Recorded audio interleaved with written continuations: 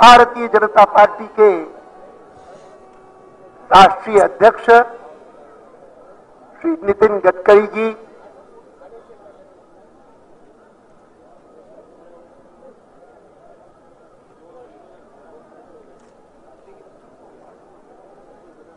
NDA के सभी घटक सदस्यों के प्रतिनिधि जो यहां उपस्थित है, शरद यादव जो एनडीए के संयोजक है उन सहित, और एनडीए के नवीनतम सहयोगी रिपब्लिकन पार्टी के रामदास अठावले, विशेष रूप से आज की इस सभा में उपस्थित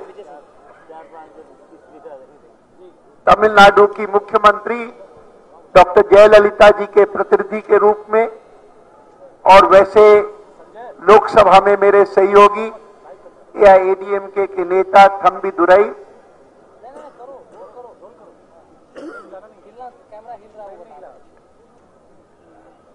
मंच पर बैठे हुए भारतीय जनता पार्टी के पूर्व राष्ट्रीय अध्यक्ष राजनाथ सिंह जी, वेंकैया जी नायडू,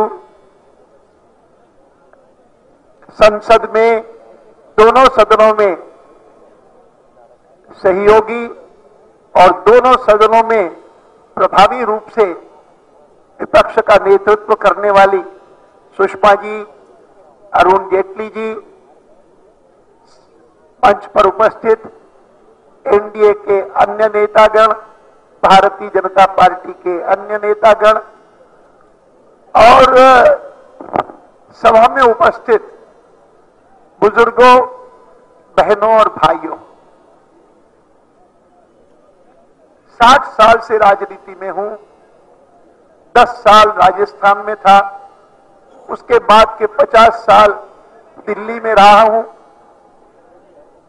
और इन 50 सालों में या 53-54 सालों में अनेक बार सभाएं देखी हैं इस ऐतिहासिक रामलीला मैदान पर ऐसी सभा नहीं देखी।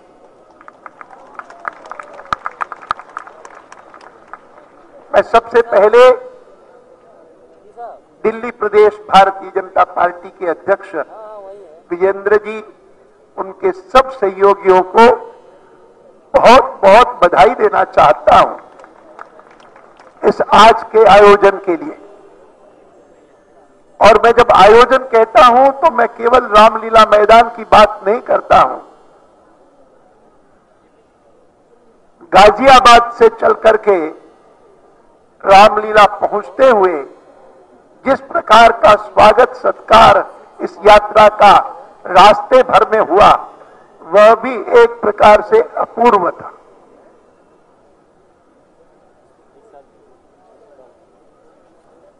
आज 40 दिन के इस यात्रा की समाप्ति हुई है, और इस 40वें दिन पर जो मैंने अभी टिप्पणी की है, उस टिप्पणी को ध्यान में रख करके मैं कह सकता हूं कि दिल्ली ने जिस प्रकार से ये समारोह किया है, मैं अभिभूत हूं उससे, और उसकी इस भावना के लिए कोई कम मात्रा में मेरे पार्टी के अध्यक्ष या लोकसभा में विपक्ष की नेत्री, राज्यसभा में विपक्ष के नेता, और ये मेरे दोनों सहयोगी और एनडीए के सदस्य, उनमें भी विशेषकर शरद यादव जी, उनके भाषणों का कम योगदान नहीं है। मेरे पास क्या है, मुझे लगा कि जो कुछ कहना था वो तो उन्होंने कह ही दिया। हाँ, इतना मैं आपको बताना चाहूंगा कि इस बार की यात्रा में जो टिप्पणी मैंने इस सभा के लिए की है, कि ऐसी सभा मैंने पहले कभी नहीं देखी रामलीला मैदान में। वह टिप्पणी मैं अनेक स्थानों की सभाओं के बारे में कह सकता हूं, क्योंकि उन सब स्थानों पर शायद ही कोई स्थान होगा जहां पर पहले मैं नहीं गया हूं। हिमाचल में अगर मंडी में गया था इस बार, तो अनेक बार पहले भी मंडी गया हूं, लेकिन कहना पड़ा और मुझे हिमाचल के मुख्यमंत्री को कहना पड़ा कि ऐसी सभा मैंने कभी नहीं मंडी में देखी। इसी प्रकार की टिप्पणी मैंने पठानकोट में की, जहां अरुण जी मेरे साथ थे, कि मैं अनेक बार पठानकोट आया हूं लेकिन ऐसी सभा नहीं देखी। और इससे मैं कह सकता हूं, मैं एक एक स्थान का उल्लेख न करके मैं कह सकता हूं कि मैंने 6 यात्राएं जीवन में की हैं, लेकिन इस छठी यात्रा को मैं पूर्व की यात्राओं से भिन्न 2 दृष्टियों से मानता हूं। एक, इसकी कमजोरी का उल्लेख करूं तो मैं कह सकता हूं कि सबसे बड़ी कमजोरी इस यात्रा में मेरी ये रही कि आज तक मेरे वरिष्ठ सहयोगी, मेरे नेता, जिनका हर कार्यक्रम में हमेशा मुझे सहयोग ही नहीं रहा, मार्गदर्शन रहा, साथ रहा, ये पहली यात्रा थी जिसमें वाजपेयी जी का सक्रिय सहयोग मेरे पास नहीं था, क्योंकि उनकी स्वास्थ्य की स्थिति इसकी अनुमति नहीं देती थी। 11 अक्टूबर को जब मैंने निर्णय किया कि 11 अक्टूबर से यात्रा शुरू करूंगा, बिहार से शुरू करूंगा, जयप्रकाश नारायण जी की जयंती के दिन शुरू करूंगा और जयप्रकाश जी के जन्म स्थान से शुरू करूंगा, तो उसकी पूर्व संध्या को 10 अक्टूबर को वाजपेयी जी के निवास पर जाकर के उनसे मिला था, उनको यात्रा के बारे में बताया था कि मैंने 40 दिन की यात्रा करने का निर्णय किया है, और उनका आशीर्वाद देकर के चला था। इससे अधिक आशीर्वाद देने के अतिरिक्त वो किसी स्थिति में नहीं थे। ये एक कमी थी। ये अगर एक कमी थी तो मैं ये भी मानता हूं कि जो अनुभव देश भर में हुआ, पूरे देश की परिक्रमा करके 22 प्रदेशों में जाकर के, दिल्ली सहित 5 यूनियन टेरिटरीज में जाकर के, इन 27 के 27 क्षेत्रों में जाकर के जो अनुभव हुआ, वह अनुभव बताता था कि पूर्व की यात्राओं की तुलना में इस यात्रा में सफलता का कारण केवल मात्र मेरी पार्टी के कार्यकर्ताओं का परिश्रम नहीं, वह तो था ही। पूर्व की यात्राओं में पार्टी के कार्यकर्ताओं का परिश्रम, उनकी मेहनत, उनका सहयोग, ये भले ही प्रमुख कारण था सफलता का, इस बार की यात्रा का प्रमुख कारण था जनता का समर्थन। ऐसा प्रबल समर्थन पहले कभी देखा नहीं।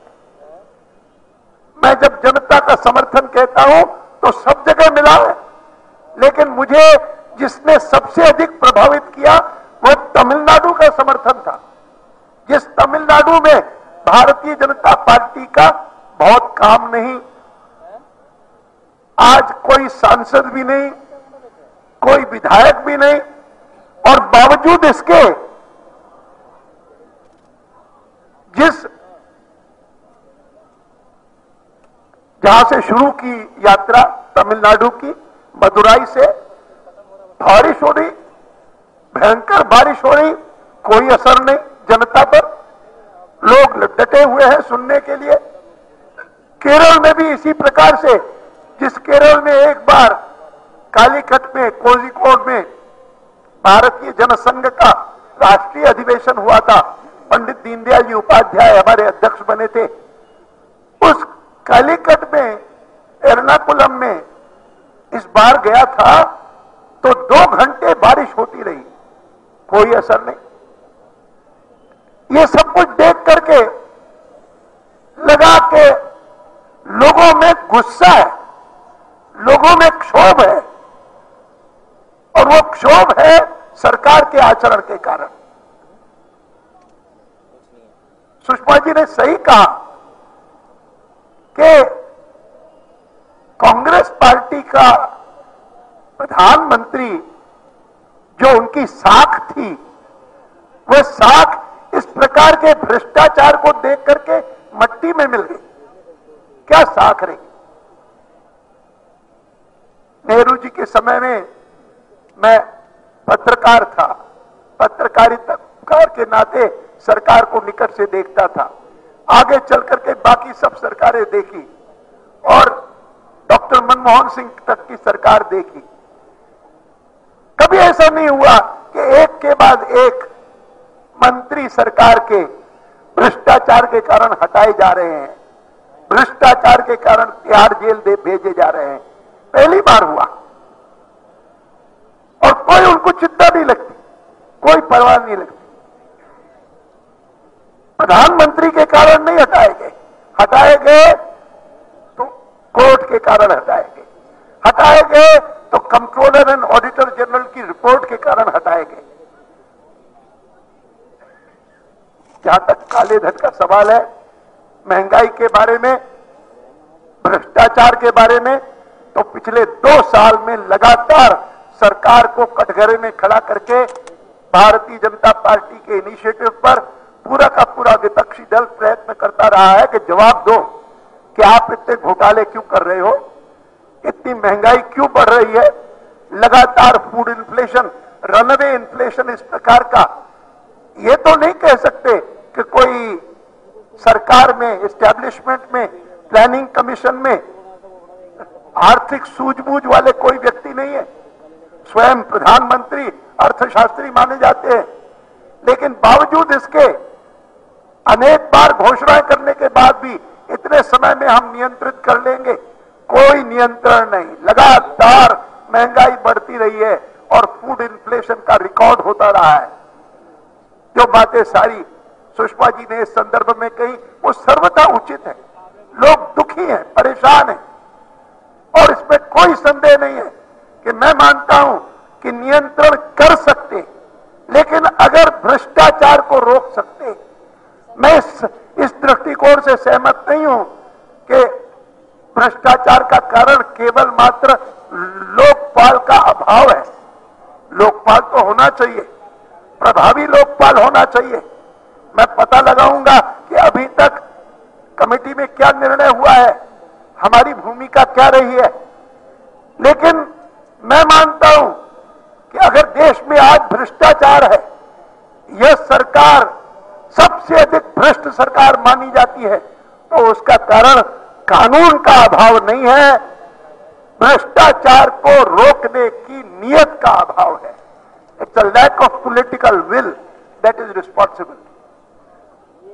और इस सभा को देख करके बधाई देते हुए भी विजेंद्र जी को मैं कहना चाहूंगा कि मेरी यात्रा पूरी हुई है। भ्रष्टाचार के खिलाफ जंग पूरी नहीं हुई है। और जो सुषमा जी ने कहा है, अरुण जी ने कहा है, अध्यक्ष जी ने कहा है और शरद यादव ने कहा है कि यह जंग तब तक जारी रहेगी जब तक देश को संतोष नहीं हो जाता कि हां, भ्रष्टाचार के ऊपर वास्तव में भारत ने विजय प्राप्त की। आज प्रातःकाल मैं जब चला था गाजियाबाद से, तो देखा कि बहुत कोहरा है, बहुत कोहरा, भयंकर। इस महीने में इतनी जल्दी हो जाए कोहरा, सर्दी तो अभी आई नहीं, तो भी इतना कोहरा कि कुछ दिखाई न दे। तब लगा कि ये तो कोहरा मौसम का कोहरा है और मौसम से ही कोहरा छट जाएगा। लेकिन जो कोहरा आज भारत की राजनीति पर छाया हुआ है इस सरकार के भ्रष्टाचार के कारण, वह कोहरा मौसम से नहीं छटेगा, सहज स्वाभाविक रूप से ऑटोमेटिकली नहीं जाएगा। वह जाएगा तो जन चेतना से ही जाएगा। जनमत से ही जाएगा, और अगर उससे भी नहीं जाता तो फिर इस सत्ता के परिवर्तन से जाएगा, अन्यथा नहीं जाएगा। और वो स्थिति पैदा हो गई। काफी मात्रा में सरकार ने पैदा किए और काफी मात्रा में भारतीय जनता पार्टी ने इतने वर्षों से जो परिश्रम किया है, काम किया है, उससे की है। 2 विषयों पर संसद में चर्चा हुई है, काफी हुई है, अनेक बार हुई है। महंगाई पर हुई है, और एक बार तो महंगाई पर सरकार ने भी कहा कि हम भी सहमत हैं और हम आपको वचन देना चाहते हैं कि हम इस मामले में एक्टिव होकर के और रोकेंगे। सामूहिक रूप से क्यों न प्रस्ताव पारित कर लें, और मिलकर के एक प्रस्ताव बना जिसको पारित किया, कार्यान्वित नहीं हुआ। दूसरी बार सवाल खड़ा हुआ तो हमारी ओर से जब भ्रष्टाचार का मामला उठाया गया, हमने कहा कि हम तब तक दूसरी कोई चर्चा नहीं करेंगे जब तक आप ये स्वीकार नहीं करते कि इनमें सब विषयों पर या कम से कम 2G स्पेक्ट्रम स्कैम पर एक जॉइंट पार्लियामेंट्री कमेटी नहीं मानते। पूरा सेशन जाने दिया, नहीं माना, और कहा हम नहीं मानेंगे। विंटर सेशन हुआ 2010 का, जिसपे कोई कार्रवाई नहीं हो सकी क्योंकि सरकार नहीं मानी जॉइंट पार्लियामेंट्री कमेटी। लेकिन जनवरी का महीना आया तो उनको लगा कि अगर हम इसी प्रकार से और हठवादिता करेंगे तो हो सकता है कि बजट सेशन भी संकट में आ जाए, और तब उन्होंने मान लिया और मान करके एक जॉइंट पार्लियामेंट्री कमेटी बनाई जो अपना इस समय काम कर रही है। मुझे इस बात का खेद है कि अनेक बार पूछने के बाद भी, सवाल करने के बाद भी काले धन के विषय पर अभी तक सरकार ने कोई ढंग का वक्तव्य नहीं दिया है, जानकारी नहीं दी है। अखबारों में समाचार पढ़ते हैं 700 लोगों के नाम फ्रांस ने हमको दिए हैं, हमको नहीं बताए। क्या होगा आने वाले सेशन में मैं नहीं जानता हूं। मैंने तो मांग भी की थी एक बार के श्वेत पत्र प्रकाशित करो, लगता है कि तैयार नहीं है। अखबार में छपा कि 3 सांसद भी हैं जिनके के विदेशी बैंकों में खाते हैं। कौन है सांसद, पता लगना चाहिए, जानकारी होनी चाहिए। ये सारे के सारे सवाल आएंगे, और मुझे विश्वास है कि जो देश भर की यात्रा मेरी रही है, उस यात्रा के बारे में सरकार को रिपोर्ट मिलती होगी और उनको अनुमान लगा होगा कि काले धन के विषय में भी भारत की जनता इस बारे में बहुत 2011 में restitution of illegal assets act बनाया। उसके परिणाम स्वरूप क्या किया है, स्विट्जरलैंड ने क्या किया है, बाकी देशों ने क्या किया है, भारत सरकार ने उस दिशा में क्या कदम उठाए हैं, हम जानना चाहेंगे। और मैं अपनी ओर से इस यात्रा के समापन के रूप में मैंने बात की है एनडीए के हमारे अपने दोनों नेताओं से, एनडीए के सभी सदस्यों से, और उन्होंने सहमति मुझे दी है कि मैं इस बात की घोषणा करूं कि परसों पार्लियामेंट का सेशन शुरू होगा, और सेशन शुरू होने के बाद पहले सप्ताह भर में ही, एक सप्ताह के अंदर अंदर एनडीए के सब सांसद, लोकसभा में है तो स्पीकर को लिख करके देंगे, राज्यसभा में है तो चेयरमैन को लिख करके देंगे। क्या लिख करके देंगे?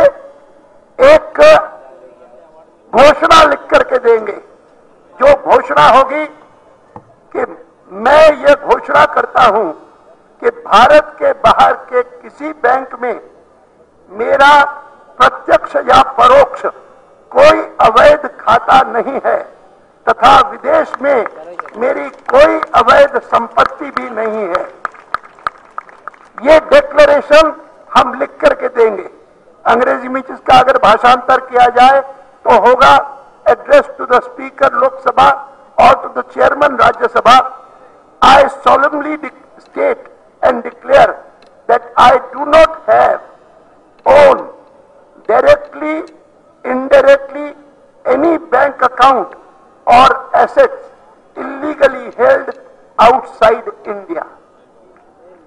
यह घोषणा हमारे सभी सांसद स्पीकर को और चेयरमैन राज्यसभा को लिख करके देंगे और यहां तक हम लिख करके देंगे काफी। हाँ हाँ, इसमें कोई दिक्कत नहीं।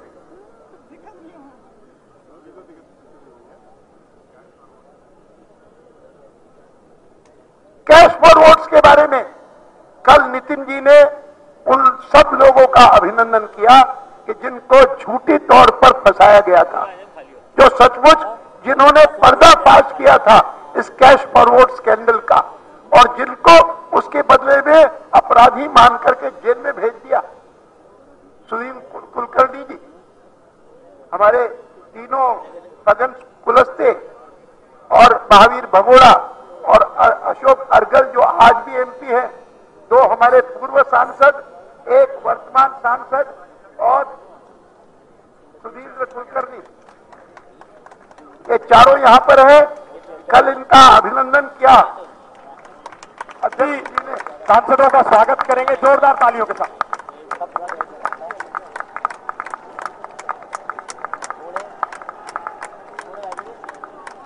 दुनिया भर के देशों में, खास करके लोकतंत्रीय देशों में, इंग्लैंड हो, अमेरिका हो, कनाडा हो, ऑस्ट्रेलिया हो, न्यूजीलैंड हो, उन सब देशों में ऐसे कानून हैं कि जिनके द्वारा बेईमानी, भ्रष्टाचार, अनैतिक कार्य करने वाले कुकर्मों को अगर कोई उसका पर्दाफाश करे, उसको अगर कोई एक्सपोज करे तो उसको विसिल ब्लोअर कहा जाता है और विसिल ब्लोअर्स के प्रोटेक्शन के कानून बनते हैं। लोगों को आश्चर्य होगा। जैसे अध्यक्ष जी ने आपको बताया कि मैं तो सुनकर के हैरान हो गया कि कुलस्ते जी को और महावीर भगोड़ा को दोनों को जेल में भेज दिया। 6 सितंबर को यह घटना घटी। मेरी पहले की यात्राएं, उनके पीछे की भूमिका लंबी चौड़ी होती थी। इस बार की यात्रा के पीछे की भूमिका केवल मात्र यह घटना थी, 6 सितंबर की घटना। सूचना पता लगा और रात्रि को 12 बजे मेरे घर पर बैठक की आकर के सुषमा जी ने और बाकी सारे लोगों ने कि ये इस प्रकार से लोगों को गिरफ्तार कर लिया गया है, अच्छा होगा कि कल आप इस विषय को हाउस में उठाएं। मैंने कहा मैं जरूर उठाऊंगा, बहुत गलत बात हुई है। और अगले दिन 7 तारीख को क्योंकि एक बम विस्फोट हो गया हाई कोर्ट में, इसीलिए उस दिन न उठा करके अंतिम दिन 8 तारीख को उठाया। और उठा करके मैंने कहा कि आपकी नजरों में अगर ये 2 हमारे पूर्व सांसद अपराधी हैं तो मैं आपको कहना चाहता हूं कि मुझे पता था कि ये करने वाले हैं, और अगर मैं चाहता, मुझे लगता कि ये काम गलत है, इनको जो जितने करोड़ इनको मिलते हैं वो आकर के संसद में पटकने नहीं चाहिए, तो मैं इनको मना करता और ये रुक जाते, ये मेरी बात को टालते नहीं। और इसीलिए आपकी नजरों में मैंने दोनों के नाम लिए, प्रणब मुखर्जी जो सदन के नेता है, चिदंबरम जी जो गृह मंत्री है, मैंने कहा ये दोनों वरिष्ठ मंत्री यहां बैठे हैं, आपकी नजरों में ये हमारे जो साथी हैं जिनको मैं विसिल ब्लोअर्स मानता हूं, ये अगर अपराधी है तो मैं इनका नेता जिसने इनको रोका नहीं, मैं इनसे बड़ा अपराधी हूं, इनको आप छोड़ दीजिए, मुझे जेल में भेजिए। यह घोषणा मैंने उस दिन की, लेकिन बाद में सुषमा जी और बाकी मेरे सब साथी उन्होंने कहा कि आपने अच्छी घोषणा की है, लेकिन उचित होगा कि आप आज प्रेस कॉन्फ्रेंस एड्रेस करें और इस सारे कांड के बारे में बताएं। मैंने तब तक अध्यक्ष जी से बात कर ली थी और मैंने सोचा कि केवल मात्र सदन में एक घोषणा करना पर्याप्त नहीं है, अगर कुछ करना है तो देश भर में जाकर के सारे हिंदुस्तान को बताना कि यह सरकार कितनी भ्रष्ट है और कितनी निकृष्ट आचरण कर सकती है। और वो मैंने किया, और जो कुछ मैंने देश भर में देखा है उसने मुझे बहुत समाधान दिया है, बहुत बहुत समाधान दिया है। और मुझे लगता है कि इस प्रकार की स्थिति, रास्ते भर में लोगों का उत्साह, और उसमें खास करके ये बात सबसे अधिक आनंद देने वाली थी। कल मैं उत्तर प्रदेश में था, आज यहां था, कि जहां गया हूं समाज का कोई वर्ग ऐसा नहीं है कि जो अछूता हो। हिंदू, मुसलमान, सिख, ईसाई, किसान, मजदूर, विद्यार्थी, अध्यापक, व्यापारी, कर्मचारी, हरेक वर्ग, समाज का हरेक वर्ग पूरी तरह से जुड़ा हुआ इस सारी यात्रा के साथ, और कहते हैं अच्छा किया। और अगर कोई कांग्रेस का व्यक्ति काला झंडा दिखाता था तो लोग कहते थे ये काला झंडा क्यों दिखा रहे, आप भ्रष्टाचार के समर्थक में हैं क्या कर रहे हैं? यह स्थिति होती थी। कुल मिलाकर के जो स्थिति देश भर में देखी वो बहुत मुझे आनंददायक लगी। और इस प्रकार से अध्यक्ष जी ने कहा ना, एक बहुत बड़ा समाधान तो इस बात का हुआ कि जिस घटना ने इस यात्रा को प्रेरित किया, उस घटना का समाधान एक प्रकार से यात्रा समाप्त होने से पहले दिल्ली हाईकोर्ट ने ही कर दिया। ये ठीक है कि वो केवल मात्र बेल के सिलसिले में था, लेकिन जैसे सुषमा जी ने कहा कि निर्णय भले बेल के संदर्भ में हो, लेकिन जो निर्णय जिस प्रकार से कोर्ट ने लिखा है, स्पष्ट है कि कोर्ट की नजरों में हमारे ये सभी लोग जिनको जेल में भेजा गया वो विसिल ब्लोअर्स थे, और जिन्होंने रिश्वत दी नहीं और केवल मात्र रिश्वतखोरी का रहस्योद्घाटन किया, पर्दाफाश किया। इसीलिए मुझे बहुत खुशी है कि सही बात हुई। और मैं तो गुजरात का, मैं तो सोचता हूं, अपने राजस्थान का भी सोचता हूं, क्योंकि 10 साल में राजस्थान में रहा। मैं जब वहां गया तो हमारी वहां की नेता वसुंधरा जी ने कहा कि आप ठीक समय पर यहां पर आए हैं, जब भ्रष्टाचार चरम सीमा पर पहुंच गया है यहां पर। और मैंने जब सुनी किससे कहानियां, मैंने कहा यह तो भ्रष्टाचार नहीं है, भ्रष्टाचार तो होता है रुपए पैसों का, लेकिन ये तो दुष्टाचार है। और ये जो दुष्टाचार है वह तो निश्चित रूप से खत्म होना चाहिए। और समाप्त होते होते यात्रा लगा के पूरी की पूरी सरकार जा रही है, कई सारे मंत्री हटाए गए, कई मंत्री बदले गए।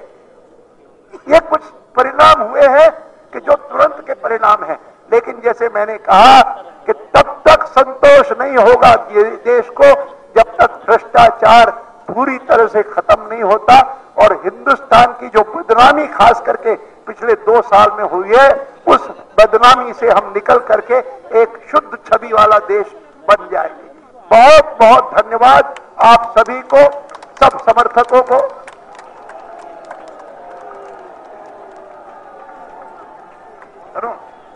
एक मिनट और कहूंगा, 1 मिनट।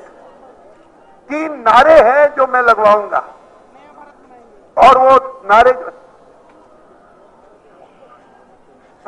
जो है, उन नारे संबंधित हैं इस यात्रा के उद्देश्यों से। और उसके बाद इस यात्रा के लिए एक संकल्प गीत बना है नहीं? अच्छा, नारे ये है, पहला नारा है, मैं कहूंगा भ्रष्टाचार, आप कहेंगे मिटाएंगे, खत्म करो नहीं, मिटाएंगे। हमारा संकल्प है, न रिश्वत देंगे न रिश्वत लेंगे, भ्रष्टाचार मिटाएंगे। भ्रष्टाचार मिटाएंगे, भ्रष्टाचार मिटाएंगे। दूसरा नारा काला धन, आप कहेंगे वापस लाएंगे, काला धन वापस लाएंगे, काला धन वापस लाएंगे। और ये 2 नारे इंप्लीमेंट हो गए तो एक नया देश बन जाएगा। क्योंकि अंदाजा है कि जो विदेशों में काला धन है उसके लिए ग्लोबल फाइनेंशियल इंटीग्रिटी ने कहा है कि लगभग 25 लाख करोड़ हैं। तो तीसरा नारा होगा, मैं कहूंगा भारत देश, आप कहेंगे नया बनाएंगे। भारत देश नया बनाएंगे, भारत देश नया बनाएंगे। बहुत बहुत धन्यवाद। भारत माता की, भारत माता की, वंदे वंदे। बहुत